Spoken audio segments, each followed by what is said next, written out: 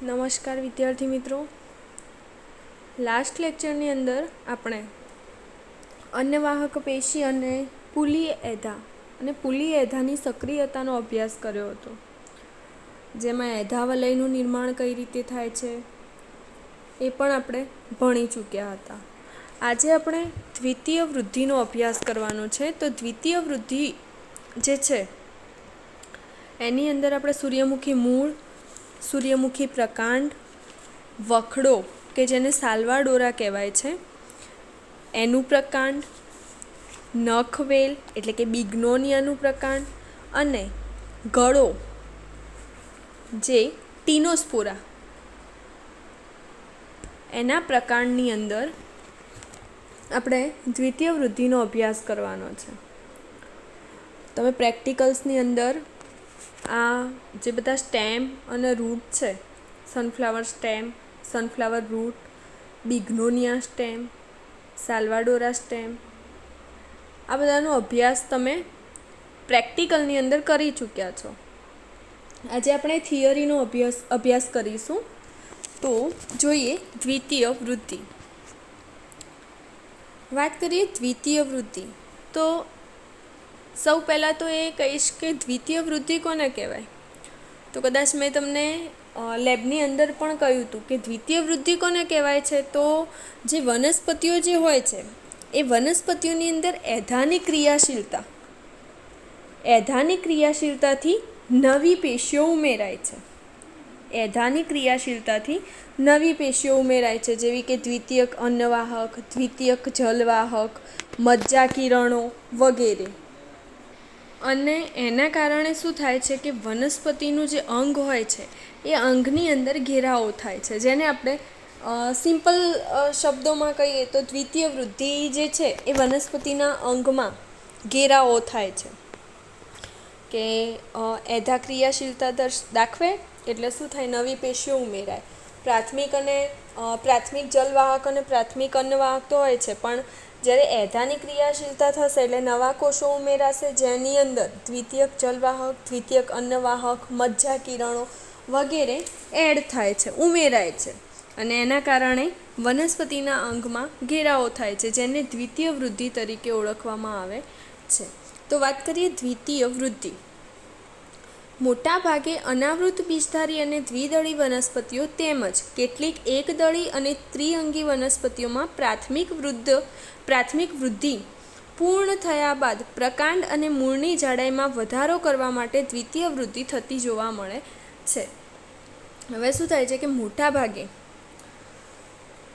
અનાવૃત બીજધારી અને દ્વિદળી વનસ્પતિઓ તેમજ કેટલીક એકદળી અને ત્રિઅંગી વનસ્પતિઓમાં પ્રાથમિક વૃદ્ધિ પૂર્ણ થાય ને એના પછી પ્રકાંડ અને મૂળની જાડાઈમાં વધારો થવા માટે એટલે કે વધારો કરવા માટે દ્વિતીય વૃદ્ધિ થાય છે. હવે કોઈ બી વનસ્પતિ હોય એની જ્યારે પ્રાથમિક વૃદ્ધિ થાય છે, બરાબર, કે એની હાઇટ વધે છે, ઊંચાઈ વધે છે, એની પ્રાથમિક વૃદ્ધિ પૂર્ણ થઈ જાય છે, એના પછી એના પ્રકાંડ અને મૂળની જાડાઈમાં વધારો થવા માટે શું જવાબદાર છે, તો દ્વિતીય વૃદ્ધિ જે છે એની મૂળ અને પ્રકાંડની અંદર જાડાઈમાં થતો વધારા માટે જવાબદાર છે.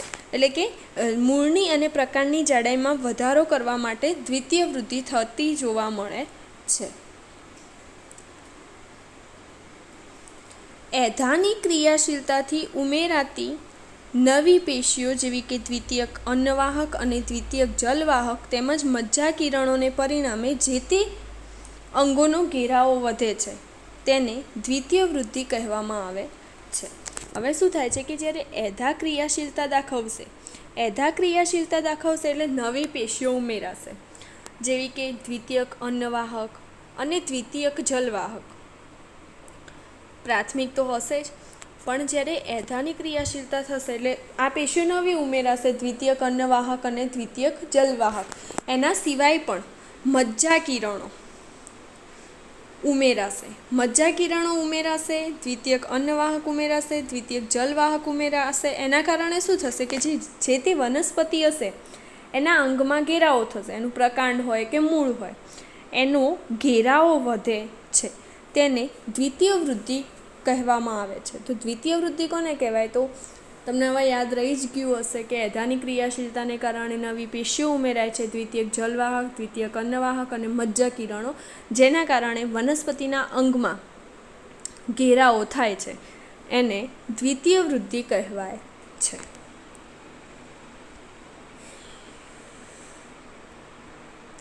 પુલીય અને આંતરપુલીય એધા સક્રિય બની સળંગ એધાવલય બનાવી બહારની બાજુએ દ્વિતીયક અન્નવાહક અને અંદરની બાજુએ દ્વિતીયક જલવાહક ઉત્પન્ન કરે તો તેને નિયમિત દ્વિતીય વૃદ્ધિ કહેવામાં આવે છે.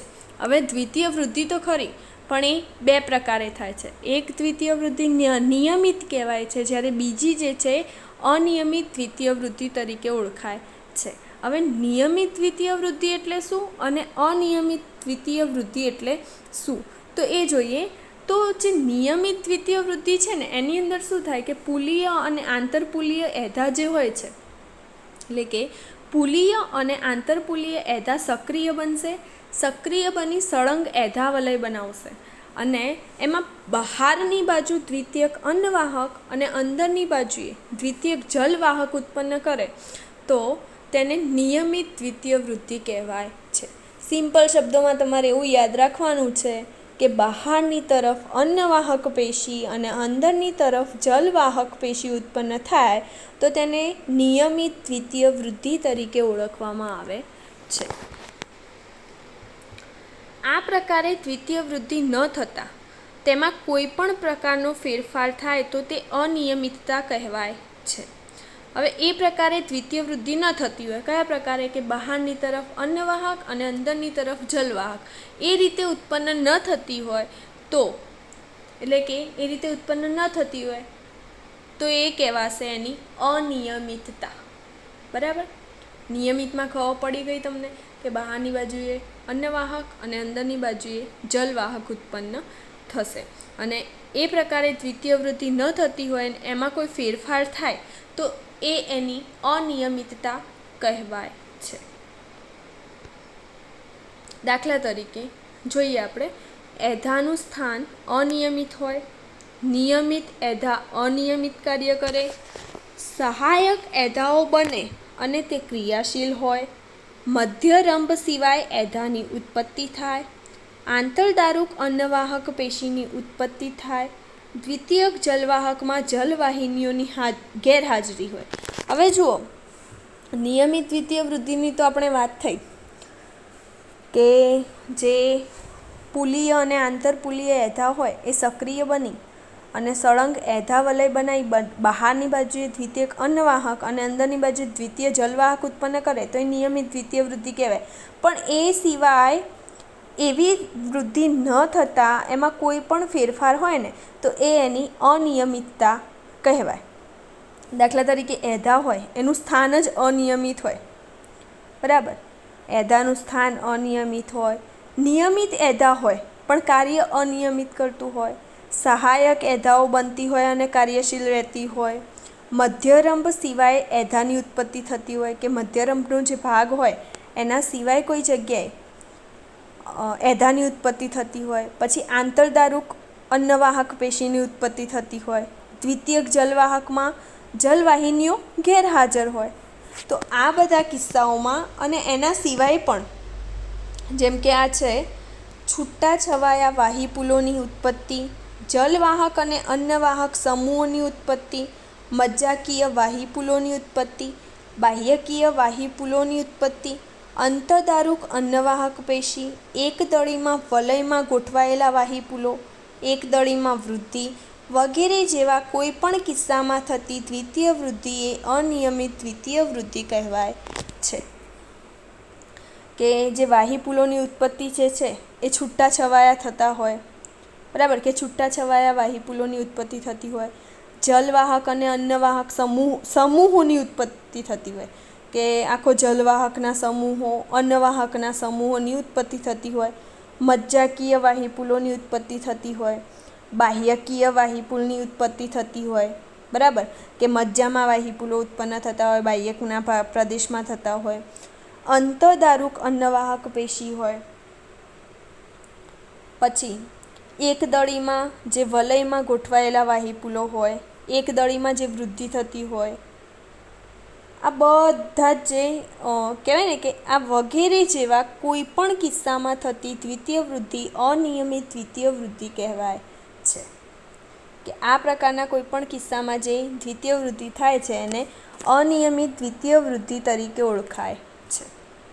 તો તમને દ્વિતીય વૃદ્ધિ વિશે ખબર પડી ગઈ હશે.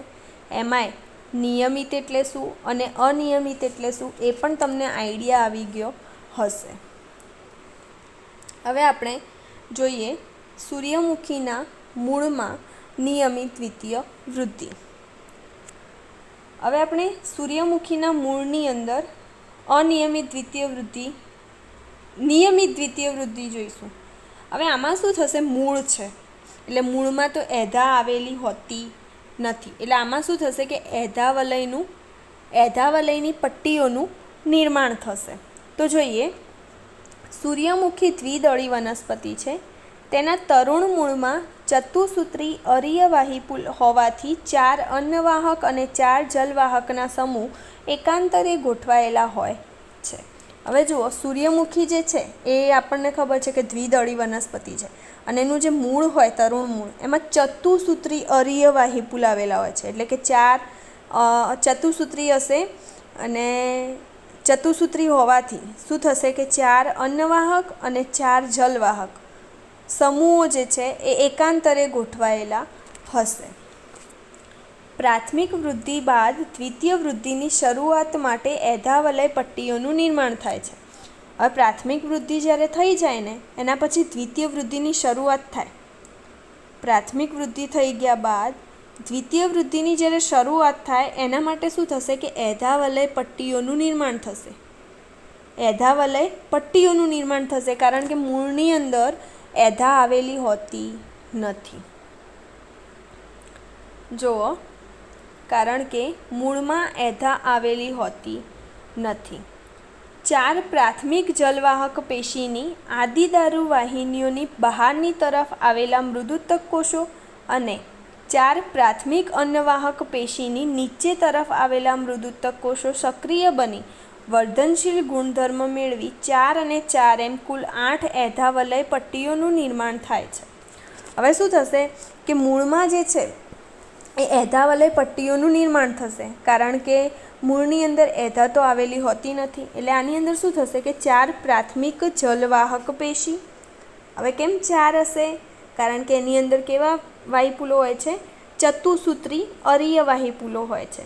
તો 4 પ્રાથમિક જલવાહક પેશીની આદિદારુ વાહિનીઓની બહારની તરફ આવેલા મૃદુતક કોષો, જલવાહકના બહારના તરફના મૃદુતક કોષો અને 4 પ્રાથમિક અન્નવાહક પેશીની નીચેની તરફ આવેલા મૃદુતક કોષો સક્રિય બનશે અને વર્ધનશીલ ગુણધર્મ મેળવશે. ફરીથી યાદ રાખજો કે જલવાહક પેશીની બહારની તરફના મૃદુતક કોષો અને અન્નવાહક પેશીની નીચેની તરફ આવેલા મૃદુતક કોષો સક્રિય બની અને વર્ધનશીલ ગુણધર્મ મેળવશે. વર્ધનશીલ એટલે કે વિભાજન પામવાની ક્ષમતા ધરાવશે. તો વર્ધનશીલ ગુણધર્મ મેળવી 4 અને 4 એમ કુલ 8 એધાવલય પટ્ટીઓનું નિર્માણ કરે છે. આની અંદર શું થશે કે 4 અને 4 કુલ 8 એધાવલય પટ્ટીઓનું નિર્માણ થાય છે. જોઈએ, તે સક્રિય બનતા તેઓની વચ્ચે અનિયમિત આકારે આવેલા મૃદુતકીય આધારપેશીના કોષો દ્વારા આ 8 એધાવલય પટ્ટીઓ એકબીજા સાથે જોડાય છે અને ગર્ત અને શૃંગવાળું અનિયમિત આકારનું એધાવલય નિર્માણ પામે છે. હવે જે એધાવલય બનશે, બરાબર, કે એધાવલય પટ્ટીઓનું નિર્માણ થાય છે 8, ટોટલ 4 અને 4 8 એધાવલય પટ્ટીઓનું નિર્માણ થશે અને એ સક્રિય બનશે. એ સક્રિય બની અને એમની વચ્ચે જે અનિયમિત આકારે એમની વચ્ચે જે એધાવલય પટ્ટીઓની વચ્ચે અનિયમિત આકારે મૃદુતકીય જે આધારપેશીના કોષો હોય ને એના દ્વારા શું થશે, 8 એધાવલય પટ્ટીઓ એકબીજા સાથે જોડાશે અને ગર્ત અને શૃંગવાળું અનિયમિત આકારનું એધાવલય નિર્માણ પામે છે. અને શું થશે, ગર્ત અને શૃંગવાળું અનિયમિત આકારનું, નિયમિત નહીં પરંતુ અનિયમિત આકારનું એધાવલય નિર્માણ પામે છે જે તરત જ સક્રિય બની શરૂઆતમાં થોડી અનિયમિતતા દાખવે છે. અને શું થશે કે તરત જ સક્રિય બની જશે, પરંતુ એ જે એધાવલય જે છે તરત સક્રિય બની જશે, પણ એ શરૂઆતમાં છે ને અનિયમિતતા દાખવશે. બરાબર. જેવી કે હવે કેવી અનિયમિતતા તો જોઈએ, જેવી કે આદિદારુ વાહિનીની સામે બાજુ એધાવલય, બહારની બાજુ વધારે પ્રમાણમાં અન્નવાહક પેશી અને અંદરની બાજુ ઓછા પ્રમાણમાં જલવાહક પેશી, તેમજ અન્નવાહકની નીચે આવેલી એધાવલય, બહારની બાજુ ઓછા પ્રમાણમાં અન્નવાહક પેશી તેમજ અંદરની બાજુ વધારે પ્રમાણમાં જલવાહક પેશી બનાવે છે. હવે અનિયમિતતા દાખવે છે એટલે કેવી અનિયમિતતા દાખવશે કે જે આદિદારુ વાહિનીઓ જે હોય, બરાબર, એ આદિદારી વાહિનીઓની જે સામેની બાજુ જે એધાવલય હોય છે ને એ બહારની બાજુ, ફરીથી યાદ રાખજો કે આદિદારુ વાહિનીઓની સામેની બાજુ એધાવલય, બહારની બાજુ વધારે પ્રમાણમાં અન્નવાહક પેશી અને અંદરની બાજુ ઓછા પ્રમાણમાં જલવાહક પેશી, તેમજ જે અન્નવાહકની નીચે આવેલું એધાવલય હોય ને એ બહારની તરફ ઓછી અન્નવાહક પેશી અને અંદરની તરફ વધારે પ્રમાણમાં જલવાહક પેશી બનાવશે. તમને એક સિમ્પલ શબ્દોમાં યાદ રખાવું કે એવું યાદ રાખજો કે જે જલવાહક પેશીની જે આદિદારુ વાહિનીઓ હશે ને એની સામેની બાજુનું જે એધાવલય હશે એ વધારે પ્રમાણમાં અન્નવાહક પેશી બનાવશે બહારની બાજુ, અને અંદરની તરફ શું થશે, ઓછા પ્રમાણમાં જલવાહક પેશી બનાવશે. જ્યારે અન્નવાહકની નીચે આવેલું એધાવલય હશે ને એ બહારની તરફ ઓછા પ્રમાણમાં અન્નવાહક પેશી અને અંદરની બાજુ વધારે પ્રમાણમાં જલવાહક પેશી બનાવશે. બરાબર, કે એ અંદરની બાજુ વધારે પ્રમાણમાં જલવાહક પેશી બનાવે છે. આમ દ્વિતીય પેશીઓના ઉમેરાવાથી જલવાહક તરફનું એધાવલય અંદર તરફ દબાય છે અને અન્નવાહક તરફનું એધાવલય બહાર નીકળે છે. હવે શું થશે, આ રીતે દ્વિતીય પેશીઓ ઉમેરાશે ને એટલે જે જલવાહક તરફનું જે એધાવલય હશે ને એ આ રીતે અંદરની તરફ દબાશે, જ્યારે અન્નવાહકનું હશે ને બહારની તરફ નીકળશે. બરાબર, કે દ્વિતીય પેશીઓના ઉમેરાવાથી જલવાહક તરફનું એધાવલય અંદર તરફ દબાય છે અને અન્નવાહક તરફનું જે એધાવલય છે એ બહારની તરફ નીકળે છે. બરાબર. પરિણામે વલયાકાર નિયમિત એધાવલય નિર્માણ થાય છે. એટલે શું થશે કે વલયાકાર બનશે. કેમ વલયાકાર? કે અન્નવાહક તરફ બહારની બાજુ, જલવાહક તરફ અંદરની બાજુ, આ રીતની એની રચના થશે. એટલે શું થશે કે પરિણામે વલયાકાર નિયમિત એધાવલયનું નિર્માણ થાય છે. હવે તે નિયમિત ક્રિયાશીલતા દાખવી બહારની બાજુ દ્વિતીયક અન્નવાહક અને કેન્દ્ર તરફ દ્વિતીયક જલવાહક પેશીઓનું નિર્માણ કરે છે.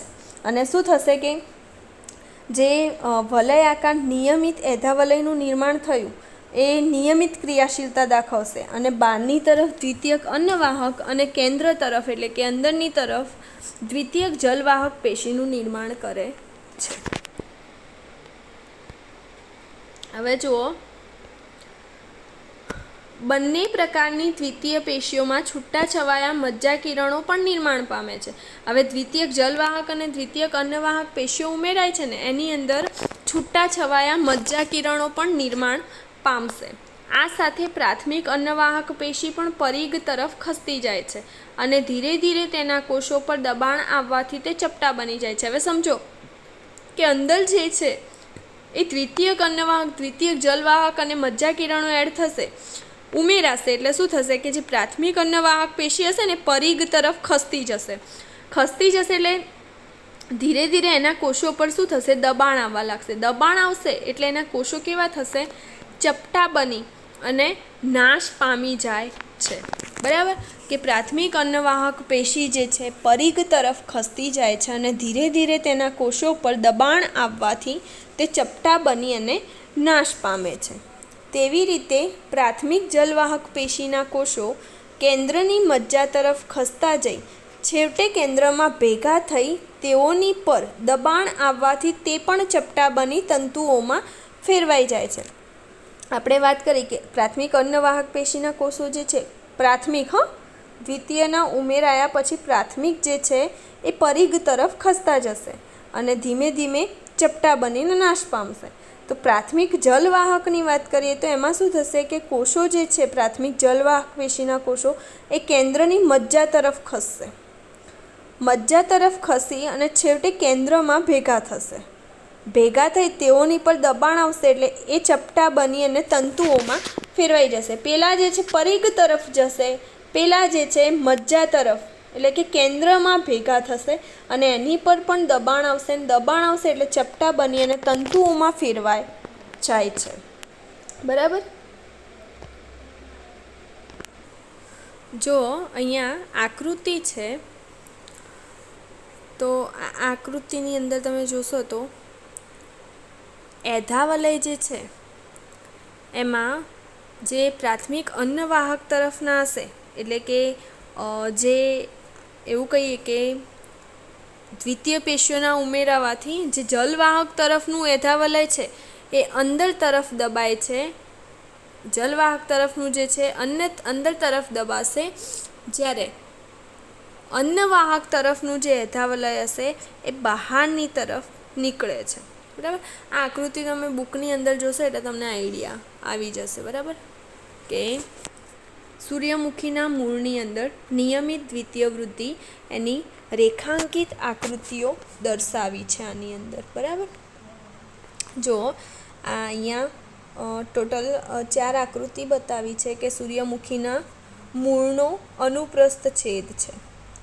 એમાં ઉપર અહીંયા મૂલાધિ સ્તર છે, મૂળ રોમ છે, બાહ્યકનો વિસ્તાર છે,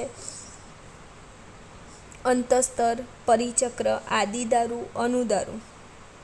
આદિદારુ અનુદારુ શું છે તો જલવાહકના પેલા જલવાહક પેશી એ છે, આદિદારુ સ્વરૂપે અને અનુદારુ. પછી દ્રઢોત્તક પેશીના કોષો આવેલા છે, અન્નવાહક પેશી છે, સંયોજક પેશી છે, મજ્જાનો ભાગ છે. બરાબર. કે સૂર્યમુખીના તરુણ મૂળનો છેદ છે. હવે આ જે બધી જે છે એ દ્વિતીય વૃદ્ધિની એટલે કે સૂર્યમુખીના મૂળની અંદર દ્વિતીય વૃદ્ધિની રેખાંકિત આકૃતિઓ છે. તો આ તમે જુઓ આકૃતિઓની અંદર કે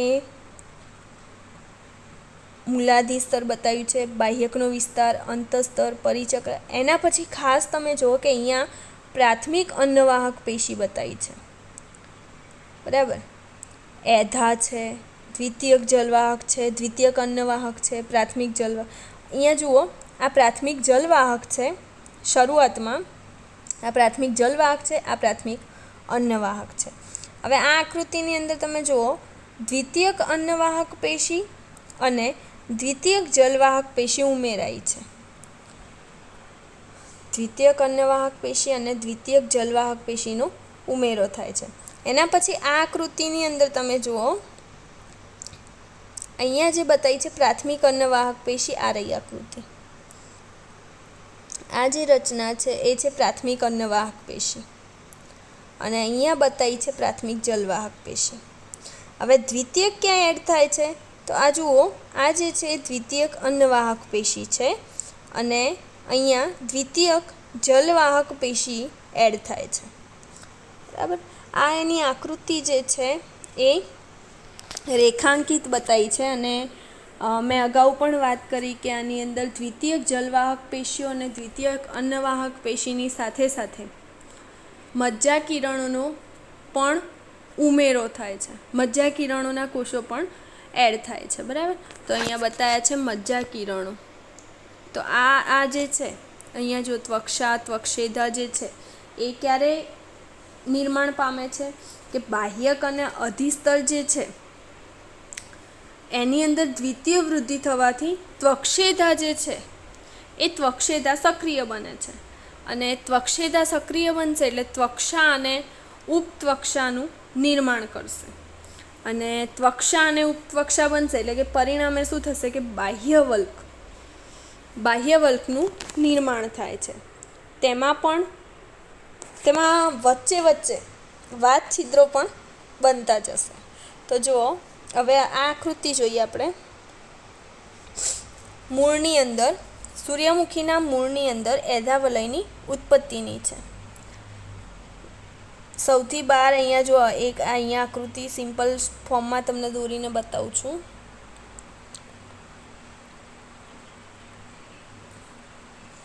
કે જુઓ આ મૂળની વાત કરીએ આપણે. અહીંયા ઉપર તો બાહ્યક ને અધિસ્તરને તો હશે જ, બરાબર, મૂલાધિસ્તરને તો. આ છે એનું અંતઃસ્તર. અંતઃસ્તરની અંદરની તરફ હશે પરિચક્ર. પરિચક્રની અંદર સૌથી મધ્યમાં તો મજ્જા હશે. હવે જે જલવાહક પેશી, અન્નવાહક પેશી જે છે એ આ વિસ્તારોમાં જોવા મળશે. પ્રાથમિક અન્નવાહક પેશી અને પ્રાથમિક જલવાહક પેશી હશે, બરાબર. પછી જ્યારે દ્વિતીય વૃદ્ધિ થશે, દ્વિતીય વૃદ્ધિ થશે એટલે દ્વિતીયક જલવાહક બનશે અને દ્વિતીયક અન્નવાહક બનશે. હવે આમાં શું થાય છે કે આદિદારુ વાહિનીઓની સામેની બાજુ જે એધાવલય હશે ને એ બહારની બાજુ વધારે પ્રમાણમાં અન્નવાહક પેશી બનાવશે. અહીંયા બહારની તરફ વધારે પ્રમાણમાં શું બનાવશે? અન્નવાહક પેશી બનાવશે. જ્યારે અંદરની બાજુ ઓછા પ્રમાણમાં એ શું બનાવશે? જલવાહક પેશી બનાવે છે. અને જે અન્નવાહકની નીચેની તરફ જે આવેલું જે એધાવલય હશે ને એ શું કરશે કે બહારની તરફ ઓછા પ્રમાણમાં અન્નવાહક પેશી અને અંદરની તરફ વધારે પ્રમાણમાં જલવાહક પેશી બનાવશે. હવે શું થશે કે આમ દ્વિતીય પેશીઓનું ઉમેરો થશે એટલે જલવાહક તરફનું એધાવલય હશે ને, જલવાહક તરફનું એધાવલય એ અંદરની તરફ, જલવાહક તરફનું જે એધાવલય હશે ને અંદરની તરફ શું થશે? દબાશે. અને અન્નવાહક તરફનું એધાવલય હશે ને એ બહાર નીકળશે. એટલે કે એની રચના કેવી થશે? આ રીતની રચના થશે. જલવાહક તરફ અંદર દબાશે, જ્યારે અન્નવાહક તરફ એ બહાર નીકળશે. અને શું થશે કે વલયાકાર નિયમિત એધાવલયનું નિર્માણ થશે, બરાબર. અને પછી શું થશે કે જે પ્રાથમિક અન્નવાહક પેશી છે, આ પ્રાથમિક અન્નવાહક પેશી એ પરિઘ તરફ ખસતી જશે. અહીંયાથી શું થશે? પરિઘ તરફ ખસતી જશે. પરિઘ તરફ ખસશે એટલે એના કોષો પર શું થશે? દબાણ આવશે. પ્રાથમિક અન્નવાહક પેશી પરિઘ તરફ ખસશે એટલે એના કોષો પર શું થશે? દબાણ આવશે. અને દબાણ આવશે એટલે કોષો ચપટા બનશે. ચપટા બની અને અંતે એ કોષો શું થશે? નાશ પામશે. જ્યારે એ જ રીતે એ આપણે વાત કરીએ અત્યારે પ્રાથમિક અન્નવાહક પેશી, કે આ પ્રાથમિક અન્નવાહક પેશી જે છે એમાં શું થશે કે એધાવલય જ્યારે કે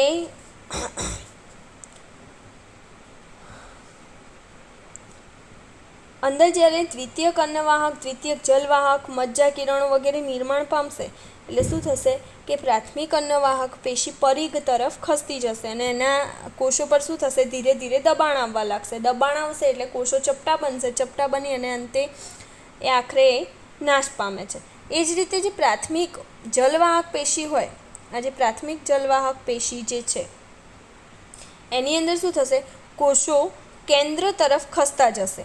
એટલે કે મજ્જા તરફ અહીંયા ભેગા થશે, બરાબર.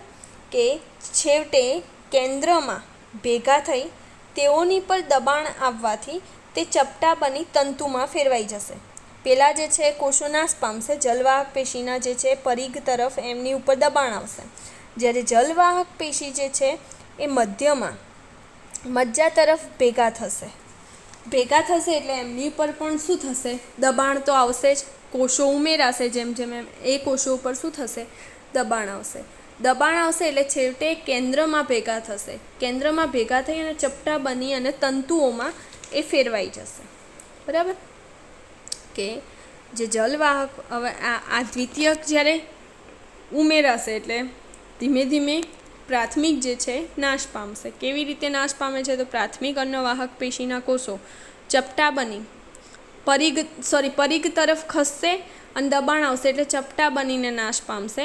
જ્યારે જલવાહક પેશીના કોષો જે છે એ કેન્દ્ર તરફ ભેગા થશે, મજ્જા તરફ, અને એની ઉપર પણ દબાણ આવશે એટલે તંતુઓમાં ફેરવાઈ જશે. તો આ વાત થઈ સૂર્યમુખીમાં મૂળની અંદર નિયમિત દ્વિતીય વૃદ્ધિ. કેમ નિયમિત દ્વિતીય વૃદ્ધિ છે કે એની અંદર બહારની તરફ અન્નવાહક પેશી અને અંદરની તરફ જલવાહક પેશી આવેલી હોય છે. બરાબર. હવે આજના લેક્ચરની અંદર આપણે આટલે સુધી રાખીએ છીએ. નેક્સ્ટ લેક્ચરની અંદર આપણે સૂર્યમુખીના પ્રકારના અંદર જોવા મળતી નિયમિત દ્વિતીય વૃદ્ધિનો અભ્યાસ કરીશું. Thank you.